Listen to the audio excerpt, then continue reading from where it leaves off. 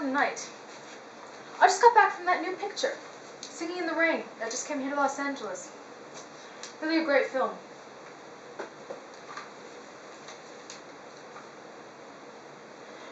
That Debbie Reynolds, she has a big career in front of her. I just know it. I was beginning to lose hope for the film industry, but I'm hoping things will turn all right after all. We just need the right people and the right government officials. You see, Hollywood is gradually changing, and not in a good way either. But it's not entirely our fault. Things have sort of snowballed.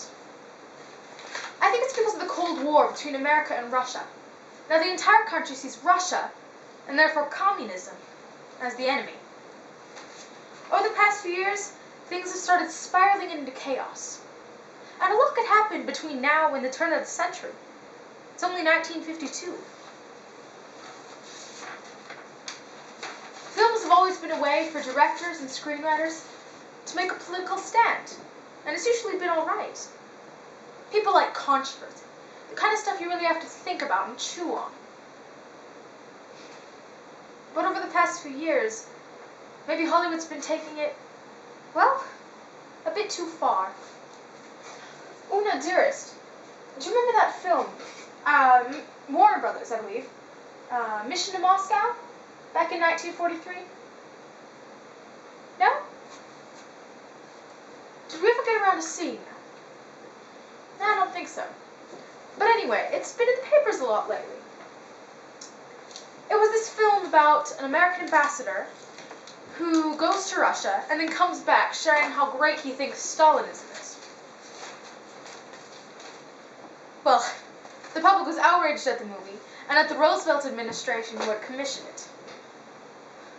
Then, Hollywood started making more films of their own accord, such as The North Star and Song of Russia, that shared similar themes. It's really been taking a turn for the worst, especially since the committee started their trials. There's a group that calls themselves the House of Un-American Activities Committee. America's supposed to be the land of the free and the home of the brave, right? In this country, you used to be allowed to believe whatever you wanted, because the First Amendment gave you that right. Well, the House of Un-American Activities Committee is taking away that right if you have communist beliefs. It isn't fair, and it's our responsibility as the film industry to fight against it. A few years ago, there was a brave group of screenwriters that did fight back against the committee, but without positive results.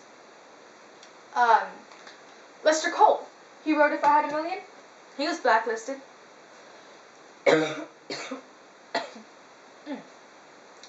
Excuse me. Adrian Scott, the producer of Crossfire. Dalton Trumbo, who wrote Kitty Foyle, a great film with Ginger Rogers. All of them blacklisted. Oh, Alva Bessie, Edward Dmytryk, Ring Lardner Jr., just to name a few. People call them the Hollywood 10. They were all put to trial and asked, are you now, or have you ever been, a member of the Communist Party? That was the big question.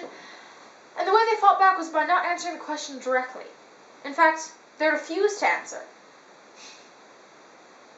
It made Robert Stripling, the chief investigator for the committee, exceedingly annoyed when Dalton Trumbo responded with, I believe I have the right to be confronted with any evidence which supports this question. The Hollywood 10 valiantly exercised their right to protest, but all ended up on the blacklist and were sentenced to 1 year in prison. Anyone put on the blacklist cannot be legally hired in the film industry unless they're taken off. There are many people put on the blacklist. The first being Walt Disney and Leo McCarey back in 1947. Most people haven't heard of their blacklist because they got off just as soon as they had gotten on. They're barely giving any evidence in these trials. So far, the accusations seem to be random, finger-pointing at anyone who could possibly have communist beliefs. Maybe they aren't patriotic enough. I don't know. I mean, I understand what they're thinking. They want to keep America the way it is, with all the freedoms they have and their fair trials. Countries like Russia don't have that.